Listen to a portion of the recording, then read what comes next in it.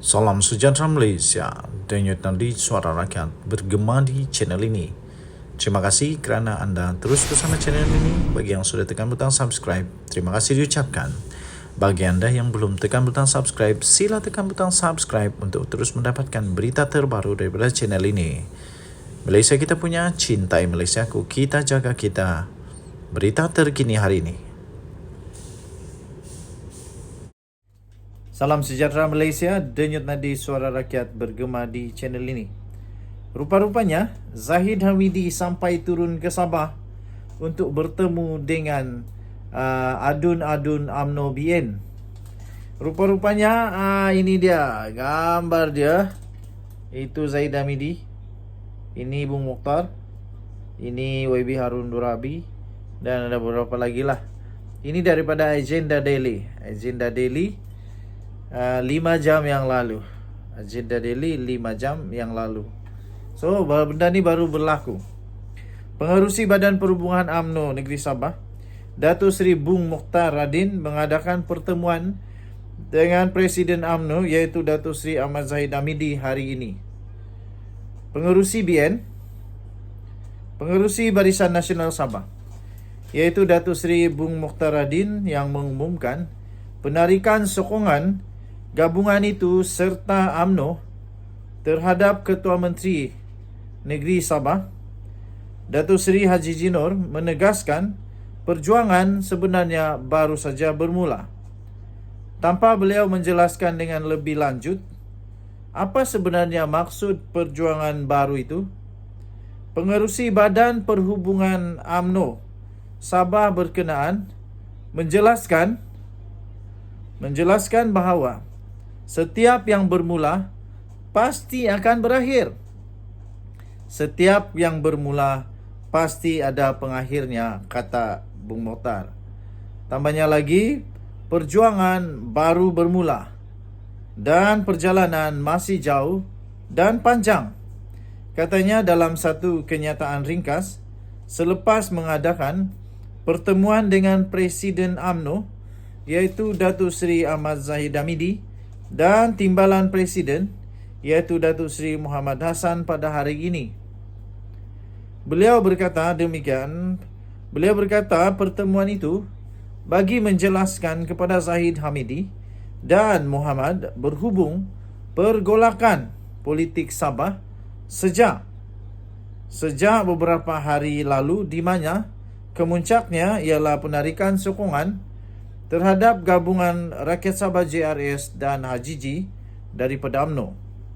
Semalam Bung Mokhtar dalam sidang medianya telah mengumumkan pendirian daripada UMNO dan Barisan Nasional Sabah untuk menarik sokongan terhadap HGG susulan hilang kepercayaan terhadap kedudukannya sebagai Ketua Menteri selain perjanjian antara BN dan Perikatan Nasional PN telah dilanggar.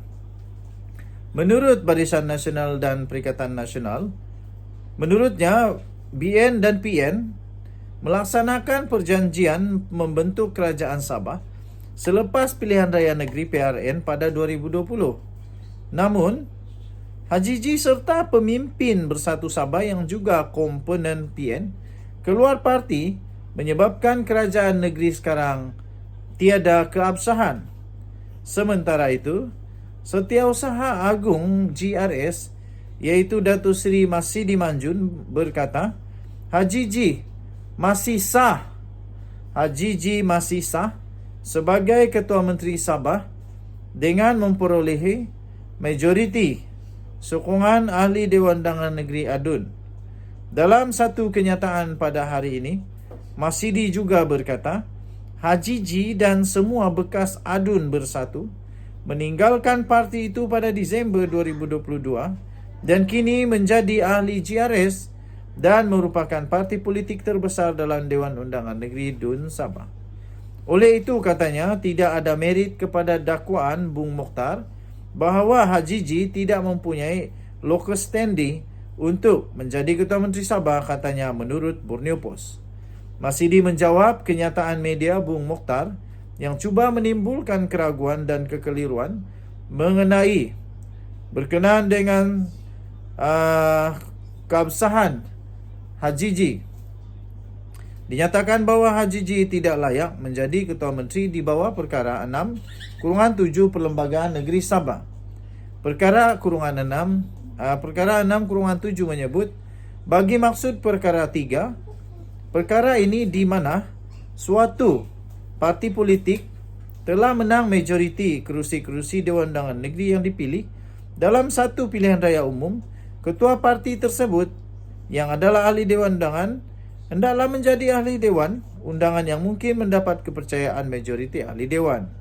Perkara 6/3 Perlembagaan Negeri Sabah menyatakan yang di-Pertua Negeri hendaklah melantik menjadi Ketua Menteri seseorang ahli Dewan Rakyat, ahli Dewan Undangan yang pada hematnya mungkin mendapat kepercayaan majoriti ahli Dewan Undangan.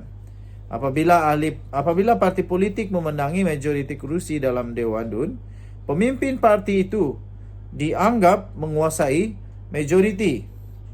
Majoriti bagi maksud Perkara 6/7 bermakna lebih 50% daripada kerusi dalam DUN, kata Masidi. Beliau menambah takrifan majoriti ini telah dijelaskan oleh Mahkamah Tinggi dalam kes Tan Sri Musa Aman lawan Tun Johar N. Anor pada 2019.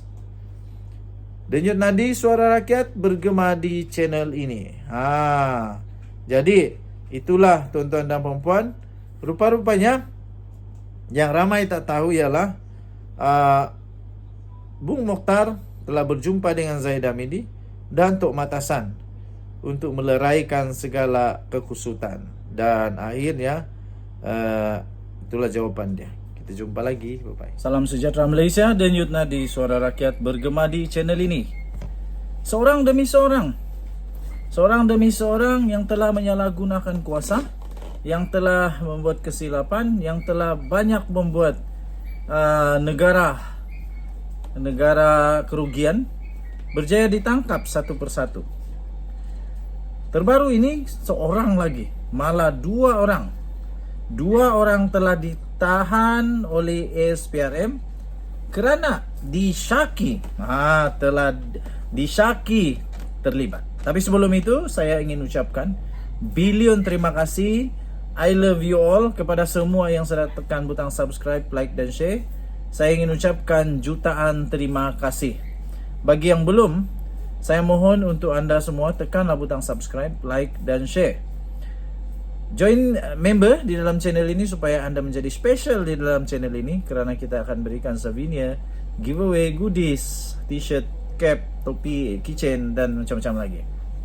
Isu saham Menara KL timbul lagi. Kali ini SPRM umumkan telah menahan dua pengarah kanan syarikat. Suruhanjaya Pencegahan Rasuah Malaysia SPRM mengesahkan telah menahan dua pengarah kanan syarikat bergelar Datuk bagi membantu siasatan berhubung pembelian saham dan pengambilan konsesi syarikat Menara Kuala Lumpur Menara KL. Sumber SPRM berkata kedua-dua individu yang berusia di antara 49 dan 59 tahun itu merupakan orang tengah yang telah mengurus urusan suapan dan seorang pengarah urusan syarikat yang dikatakan mengambil alih syarikat saham syarikat Menara KL ditahan di Ibu Pejabat SPRM ketika hadir memberi keterangan. Kata kenyataan itu, kedua-dua individu ini akan dihadapkan ke Mahkamah Magistrat Putrajaya esok bagi permohonan reman. Disyaki pemilik syarikat terbabit melibatkan permintaan wang rasuah yang berjumlah ratusan ribu dan seutas jam tangan mewah sebagai hadiah kepada orang atasan bagi membantu pengambil alihan tersebut, menurut sebar. Ketua Pesuruhjaya SPRM iaitu Azam Baki yang mengesahkan tangkapan itu ketika dihubungi berkata, kes disiasat di bawah Seksyen 16 Akta SPRM 2009. Terdahulu SPRM dilaporkan telah menjalankan siasatan berhubung isu penjualan saham dan pengambil alihan konsesi penyelenggaraan Menara KL daripada sebuah syarikat, daripada Syarikat Menara Kuala Lumpur Sdn Bhd milik penuh Telekom Malaysia TM. Beberapa saksi termasuk pegawai kanan TM serta syarikat-syarikat terlibat telah diambil kenyataan bagi membantu siasatan. Saya ingat dulu ada seorang bekas menteri kata tak ada apa-apa masalah di dalam pengambil alihan syarikat ini. Tapi kenapa sekarang SPRM menahan 2 orang, bukan seorang, 2 orang. Dan dilaporkan dalam laporan itu, ia melibatkan permintaan wang ratusan, rasuah berjumlah ratusan ribu dan setas jam tangan mewah sebagai hadiah kepada orang atasan. Persoalan seterusnya, siapakah orang atasan itu yang telah diberikan ratusan ribu dan jam tangan mewah sebagai hadiah bagi membantu pengambil alihan tersebut? Kita ucapkan tahniah kepada SPRM, terutama untuk kerajaan perpaduan ini yang memang cemerlang setakat ini membentras mereka-mereka yang memang suka ambil rasuah, yang suka merugikan negara Malaysia. Bolehlah kita kata padan muka, dan selepas ini berhati-hati, jangan pula lari. Denyut nadi suara rakyat bergema di channel ini. Bye bye.